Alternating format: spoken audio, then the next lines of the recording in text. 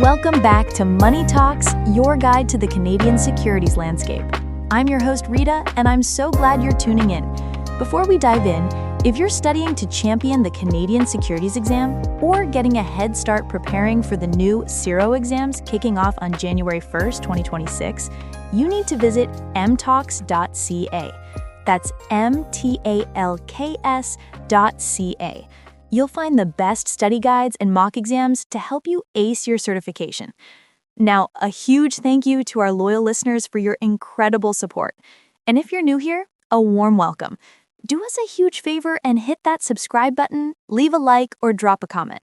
It helps us immensely in creating this free, valuable content for your financial education and career journey in Canada. Today, we're thrilled to have an expert returning, Rachel Underwood. Hey, Rachel, welcome back to the show. How's everything going in the market? Hi, Rita. It's great to be back. The market is keeping us on our toes, as always, but that's what makes it exciting. There are always opportunities for savvy investors. Absolutely. And speaking of savvy, today we're diving deep into a crucial topic, working with the retail client. It's about more than just buying and selling stocks. So, Rachel, where do we begin when building a comprehensive financial plan? That's the perfect starting point, Rita. Think of financial planning like building a custom home. You wouldn't just start throwing up walls, right? You need a detailed blueprint. The financial planning process is that blueprint for a client's financial future. It's a structured 6-step process that ensures a solid foundation that can weather any storms. I love that analogy. So walk us through that 6-step blueprint. What's first? Step 1 is establishing the client-advisor relationship. This is more than a handshake. It's about building trust and setting clear expectations. You discuss the process, the services you'll provide, and how you'll be compensated. If it's a good fit, you formalize it with a letter of engagement. Step 2 is where we get into the details, collecting data and information. This is the heart of the Know Your Client role, or KYC role. We gather everything, personal data like age and marital status, and financial data by preparing a statement of net worth and a family budget. It's not just about the numbers, it's about understanding their motivations, their comfort with risk, and their life goals. So it's a true deep dive into their financial DNA. What happens once you have all that information? That leads to step 3. Analyzing the data. We identify their specific objectives. Is it income, capital growth, tax minimization, or liquidity thereafter? We also identify constraints like their investment knowledge or time horizon. This analysis ensures that our recommendations have suitability, meaning they are perfectly tailored to that client. You can't recommend a high-risk tech stock to a retiree needing stable income. The next steps flow from there. Step 4 is recommending strategies, where we present the formal plan. Step 5 is implementation, where the client puts the plan into action, opening that RRSP or investing in a portfolio of Canadian blue chip stocks. And the final crucial step is number 6, a periodic review. A financial plan is a living document. Life changes and the plan must adapt. An annual review is the absolute minimum. That's so clear. That structure is key. Now, I've heard the term life cycle hypothesis used to understand a client's changing needs. How does that work? The life cycle hypothesis is a fantastic framework. It suggests that as people age, their financial objectives and risk tolerance change in predictable stages. Think of it as a financial journey with different milestones and priorities at each stop. For example, in the early earning years from 18 to 35, a client has a long time horizon. They can afford to take on more risk for higher growth, maybe investing 80% in equities. Then in the family commitment years, say 25 to 50, a mortgage and kids enter the picture. Liquidity becomes tighter and risk tolerance often decreases. Their portfolio might shift to a more balanced 60% equity, 40% fixed income. And as they get older? the focus shifts again. In the mature earning years from 45 to 60, they're often at their peak earnings and can aggressively save for retirement. Then, as they are nearing retirement, wealth preservation becomes the primary goal.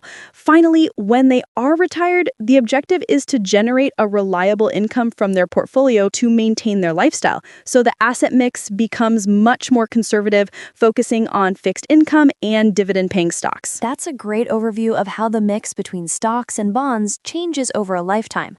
But one thing we haven't touched on is cash. Where does a cash component fit into these portfolios?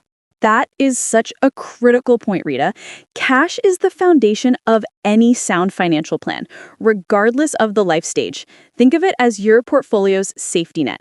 Every investor should have a cash component for two main reasons. First, it's your emergency fund. Typically 3 to 6 months of living expenses held in something very safe and liquid like a high-interest savings account. This prevents you from being forced to sell your long-term investments, like your stocks, during a market downturn just to cover an unexpected bill. Second, cash provides liquidity, or what investors call dry powder.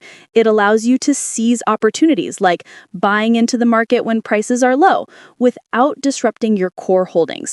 While the percentage varies, even an aggressive growth portfolio for a young investor might hold 5 to 10% in cash or cash equivalents. It's the anchor that provides stability and flexibility. We're going to press pause right there. Rachel has just given us a masterclass on the foundations of financial planning and how a client's life stage impacts their investment strategy. And if you are looking to build your own masterclass level knowledge for your financial exams, this is the perfect time to head over to Mtalks.ca. Whether it's the Canadian Securities Exam or the new CIRO curriculum taking effect in 2026, their study guides and mock exams are designed to make you feel confident and prepared on exam day. That's Mtalks.ca. When we come back, we'll get into the nitty-gritty of estate planning and the ethical standards that every advisor must live by. Stay with us. And we're back on Money Talks with financial professional Rachel Underwood. Rachel, let's pivot to a topic that can feel a bit daunting: estate planning. What should clients and advisors know?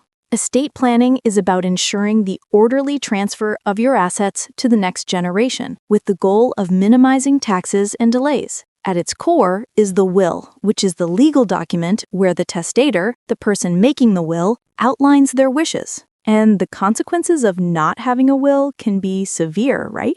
Absolutely. If you die intestate, meaning without a valid will, provincial law dictates how your assets are distributed. Your estate might not go to the people you intended. A will allows you to name your beneficiaries, the people who will inherit your assets, and appoint an executor to manage the process. In Ontario, they're called estate trustees, and in Quebec, liquidators. You can appoint an individual executor, like a trusted relative, but for complex estates, a corporate trust company might be better. You mentioned minimizing taxes.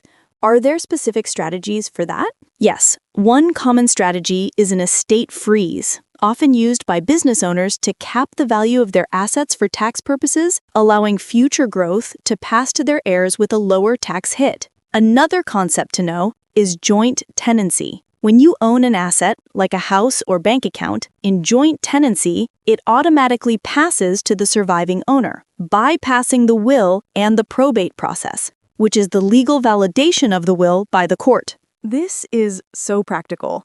What about planning for a time when you might not be able to make decisions for yourself while you're still alive? That's where a power of attorney is essential. It's different from a will, which only takes effect after death. A power of attorney authorizes someone to make financial or personal care decisions on your behalf if you become incapacitated. In Quebec, a similar document is called a protection mandate. All of this underscores the immense trust a client places in their advisor.